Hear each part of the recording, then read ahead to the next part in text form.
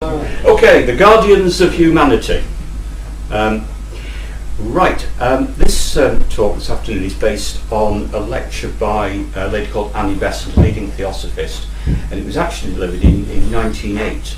Now, I've taken some ideas I've taken from it, although it included things about Irish Home Rule and Indian independence, which are really no longer relevant today.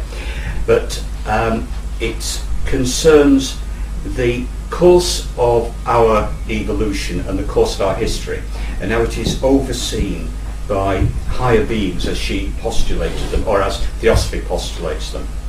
So let's move on. Annie Besant, and this is Annie Besant rather than H.P. Blavatsky, the founder of Theosophy. She divides theories of history into two broad categories: materialistic and spiritualistic.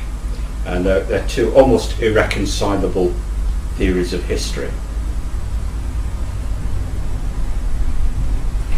Now, the materialistic theory, she says, now that regards the world as a huge machine in which blind unconscious forces of nature bring about the results of evolution. So basically that would be very like G.I. Gurdjieff's law of accident, that stuff just happens.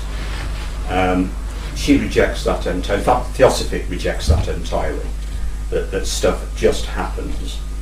And Theosophy maintains two things really: everything happens for a reason, and secondly, things have to work themselves to their conclusion, which I'll say a bit about later.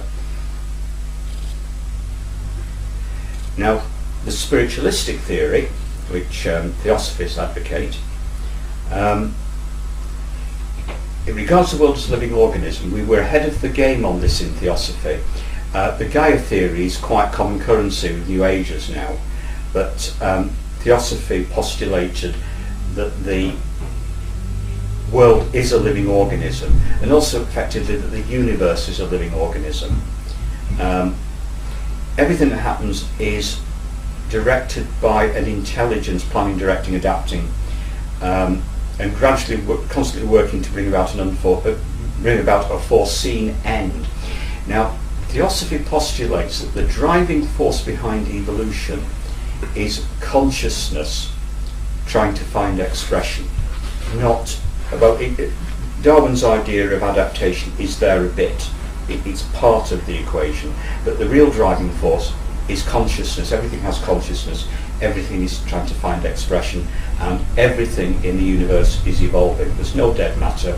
Even a rock has consciousness and is evolving, and will evolve beyond being a rock. But don't hold your breath, because we're talking about phenomenal periods of history, phenomenal periods of time that are just incomprehensible. I'm rather pleased with my world turning. I didn't expect that to work on it. I can't see Britain on it. Any reason for that? I think it's after Brexit, that's the next phase. Hang on. No, we're not there, are we? That's right, it must be. No, I've been looking at it. Yeah. Well, it's a bit like the time I put a map of Europe on something without Britain on it. And so I said, where's Britain? It's like, oh, that's Europe, not Britain. That's right.